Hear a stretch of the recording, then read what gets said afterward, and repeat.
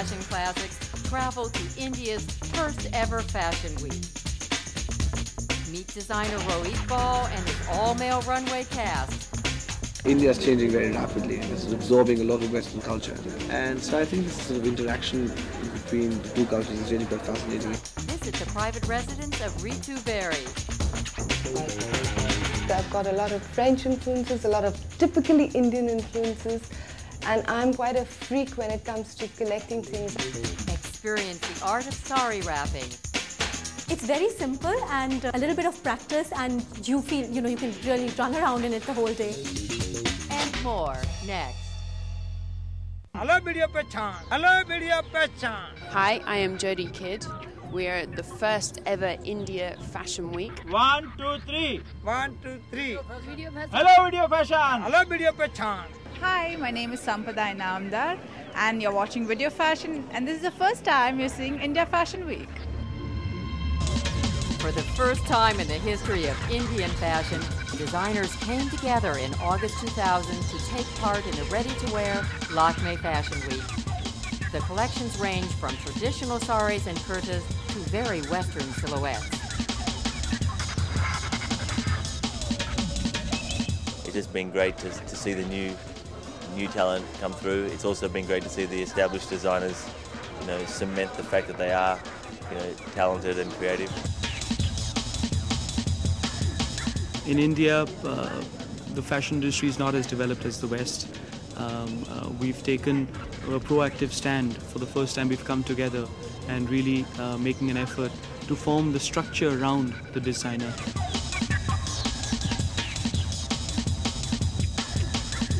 I think the nice thing about Indian fashion is that women still wear Indian clothes. We haven't lost our identity. They're slightly westernized, and I think Indian designers should promote what India has, which is some of the greatest fabrics in the world, some of the best handwork, embroidery-wise, and some of the most interesting colors can be found here. For centuries, Indian craftsmanship inspired designers all over the world with its refined, handmade fabrics and rich embroideries. Even today, when it comes to handmade detailing, designers send their orders to India. I have always used India as a great source of inspiration. Of course, all my embroideries, as you know, are all made in India. Today they do just an extraordinary quality work. Any house today, everybody, Italy, France, all the embroideries come from India.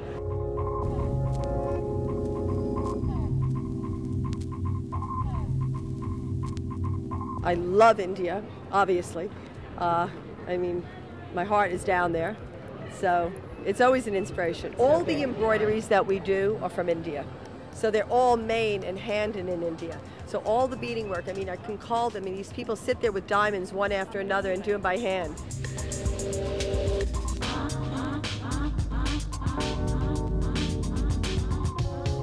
When you look at the incredible workmanship that you can find in India and the archives, when we look through embroideries and beadings, they're remarkable. And I think attention to detail.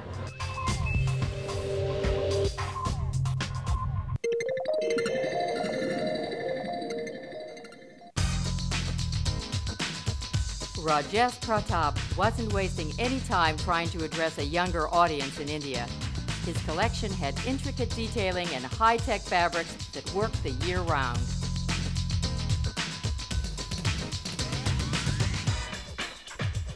This season we've done a lot of quilting, and it's done basically in silks. The short silks, so they have two different colors, and it's we've half-lined it for the Indian market, and otherwise it's lined for the overseas market. And it's in different colors, different shapes, and different variations. Basic motorcycle jackets to evening jackets. From kimono shapes to biker leather, Rajesh gave his audience a wide variety to choose from. I like leather. It's great for winter. It's great when you're on a bike, and it's great in the evening. We've got these perforated leathers. I perforated all my leather. Fake ostrich. Oh, these are basics. These are basic rooster tops, sportswear, very junior, young. then we have pieces like this, which we've been doing for years. Very fine, applique, pentax, and something very basic and classic, and it sells all the time. It's quite a silly dress. It's got these graduating digital print kind of a thing with buttons. It's not in lycra.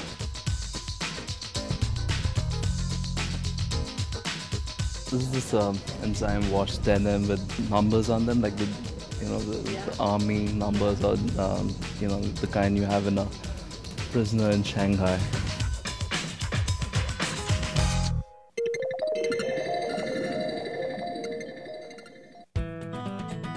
One of the most promising young designers in India, Ritu Berry, is also an avid antique collector. We paid a visit to Ritu's home a few days before her fashion show. Hi, I'm Ritu Berry. Welcome to my house. Come.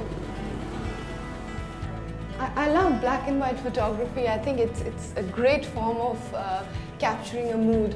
And I picked up a whole lot of these pictures from the streets in New York and Paris. And in fact, there's a picture of my collection which I shot in black and white as well, which is one of my favorite photographs. It's a woman who's getting her nails painted by a man, and I think it's a great mood.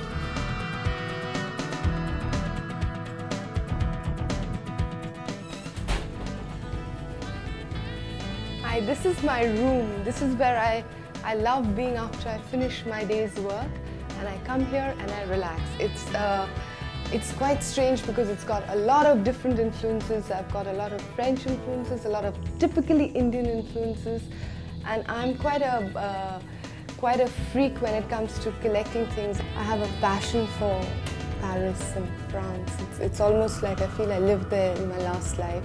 So I picked up this mirror from there, these lamps, these little pieces from Paris. I literally hand carried everything.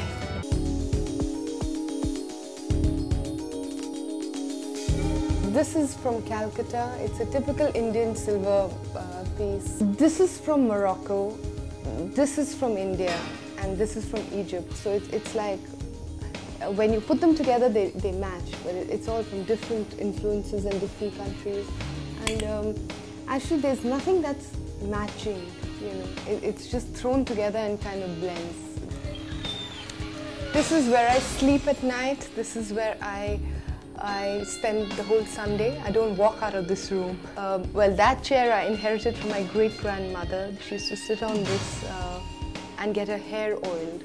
My bed is actually an extension of my dream that I used to always, when I was a baby, think I was a little princess. And I went to the flea market and I saw this bed and I said, this is my bed. Antiquing is just the tip of Ritu's talents. Her true passion is dressing women on all continents, and to prove it, she showed 2 ready-to-wear collections, one in India and one in Paris during the Paris Fashion Week.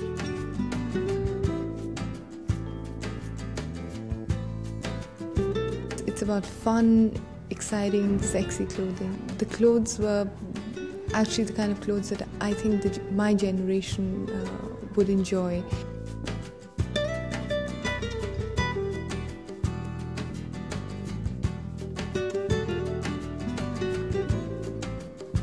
I picked on the heart as a symbol because I think it symbolizes happiness, and for me a single heart is a lonely heart, so I made it a double heart. It's all hand painted.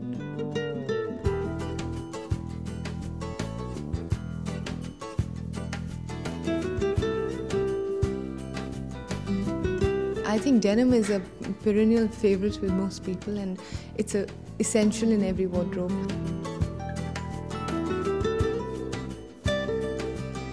For me, a big challenge. It's always been a dream, and it's exciting because it's almost like the first step.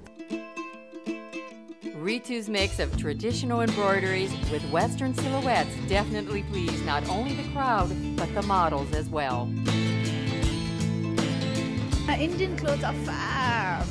Something that I was wearing, which I really liked, was this really long fitted gown. Fabulous, just fabulous, just fit, like a dream. Even her Indian, that's a ghagra, which is like a really long skirt with a tie-up top. Completely black with a little bit of work on it. Looked amazing. We are very fortunate here in India to have these traditional textiles, traditional embroidery, and it's a great pleasure to mix the two together, you know, the Western with the Indian, and that's exactly what I tried to do.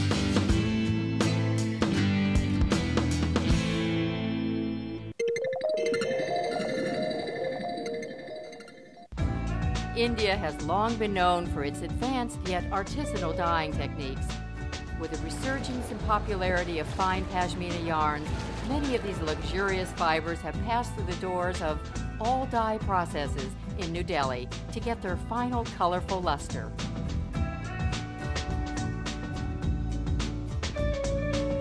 I actually did diploma in dyeing in 48, and I started my business in 50. My experience is about 52 years in dyeing. I did only dyeing. One of the things they process is pashmina. Nowadays, this silk pashmina is very in fashion. It comes from Nepal and it is being exported to many countries. You see, there are 3-4 kind of pashminas. One is pure pashmina, one is silk pashmina, one is pashmina by pashmina, and one is wool pashmina. Dyeing requires an attentive eye. There are many processes. We have to remove the impurities of the fabric, wash it properly, then dye it. Sometimes it takes 4 or 5 hours to match the color. But sometimes it is half an hour, sometimes it is 15 minutes. Previously, it was being dyed in mud vessels also in India. The ancient and amusing lore of India dyeing in New Delhi.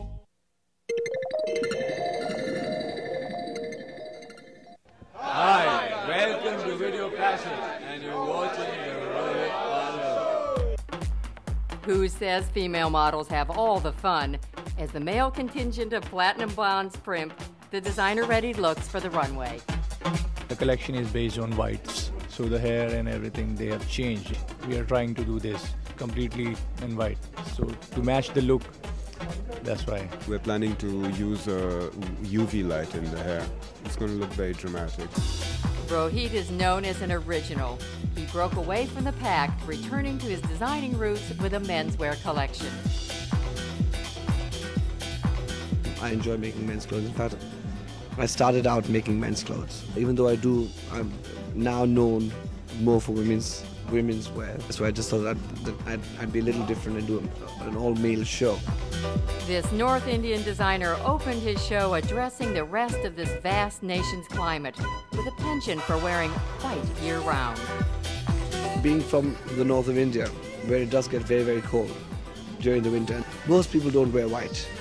But I just thought a little more macro.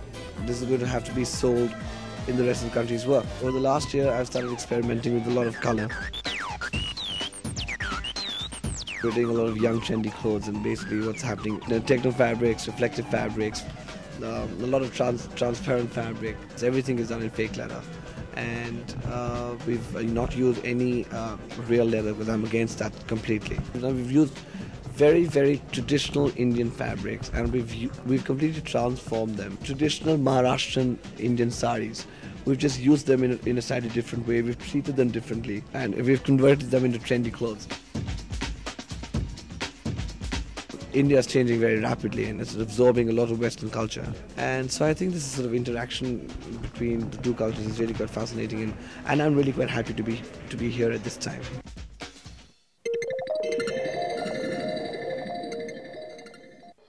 Looking for Indian designer labels in Delhi? The perfect hotspot is Ogan. Owner Kavita Bhartia brings the hottest designers under one roof. Kind of got people who are making unusual things, and there's a need, there's a very big demand. I thought I had a flair to choose, and I found that it was all available in India, so I just needed to put it all together. The store caters to clothing for special occasions, as in trousseaux for parties, for all the religious functions. So definitely they are more expensive, they are more colorful, they have a lot of embroidery content in it. It's a lot of experimentation which goes in here. It's all handmade, they're all made in little workshops.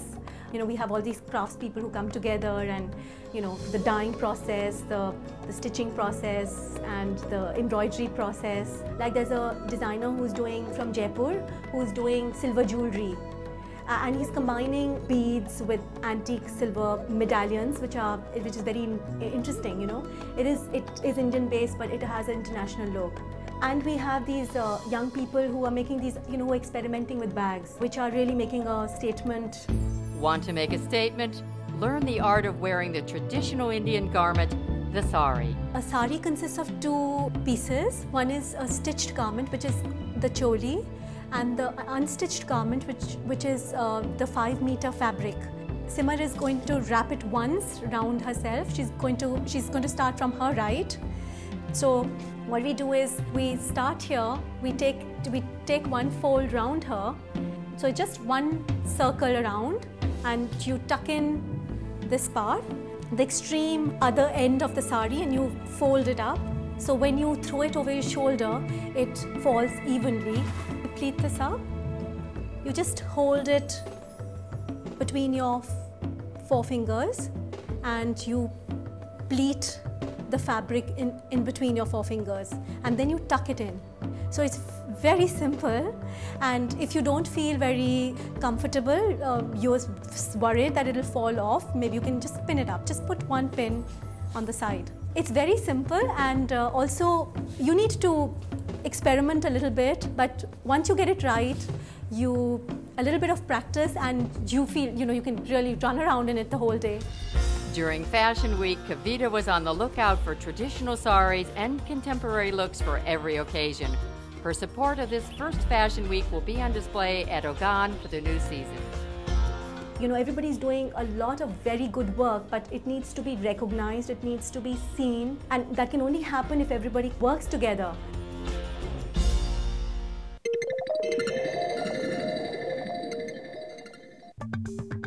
With rehearsals underway, self-taught couturier Gantanjali Kashyap prepared for her first ready-to-wear collection.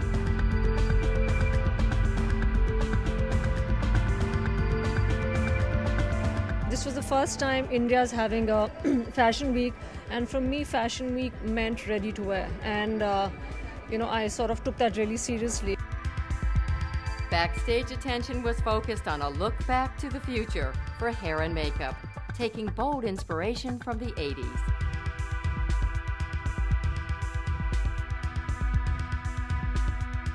It's very retro, a lot of glitter, and it's a lot of pink, and a lot of gloss on the mouth. I wouldn't say bad taste, but the whole thing about having kitschy, bright and happy, very late 70s, early 80s, when they didn't know what was happening.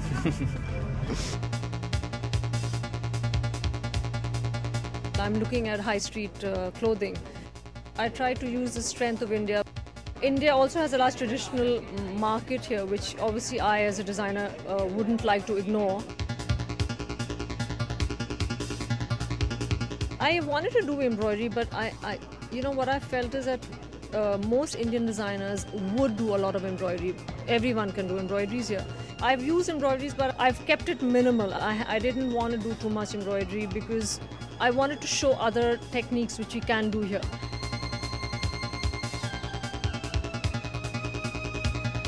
There was a lot of tie-dye which you saw in my collection, and I'd done some prints. I wanted to do some really cool animal prints, which we were trying to do some mixed techniques using tie-dye and printing. The samples came, but it was too late. The show was today.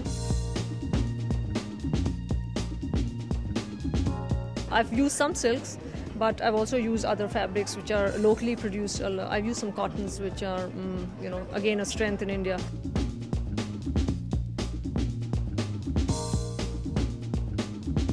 What's important for me as a designer, the fact that I come from India, I shouldn't be stamped. I should not be stamped as an Indian designer. There shouldn't be sort of this stereotype like an Indian designer, embroideries. India's never really been known for design. The whole idea of doing the Fashion Week here is that we can actually show international buyers that there is design here. They could come here, see the stuff and place orders.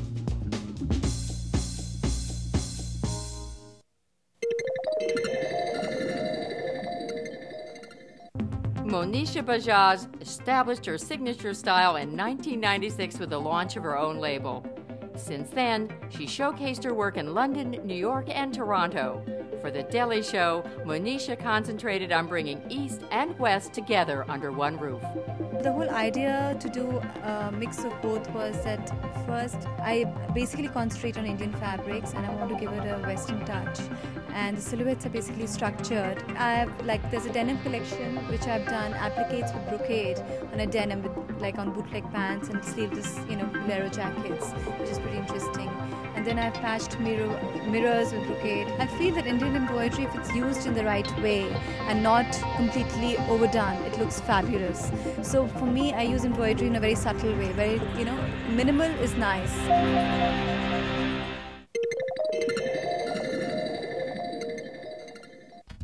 Normally focusing his talent on couture, Delhi designer J.J. Valaya had turned his eye and craft to ready-to-wear with his Studio Valaya collection. What India needs now is really a very happy mix of India with the West. And that's really what the attempt has been. So even if we were doing Indian clothes, they had elements of a contemporary woman who would perhaps be living in Delhi but maybe having her meetings in Manhattan.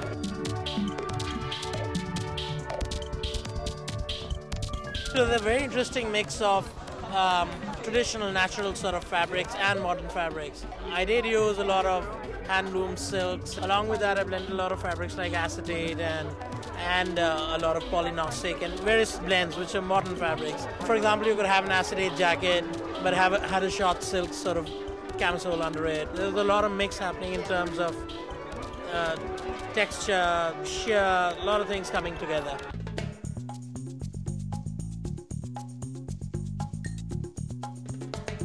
One world, and that really is the inspiration which is going to run through all my shows. I've kind of traveled in my mind, right, from Africa to Thailand to Turkey to France, the works. A lot of traveling. Words like exotic and mystical are sort of been long associated with Indian fashion. It's very contemporary and very practical and very up-to-date for the modern woman or man. It's still got its element and aura of mysticism, which it always carries. And what were Valaya's feelings about his country's first ever Fashion Week? It took its time, but it happened. So for me, it's a lot of happiness and a lot of joy that it finally happened.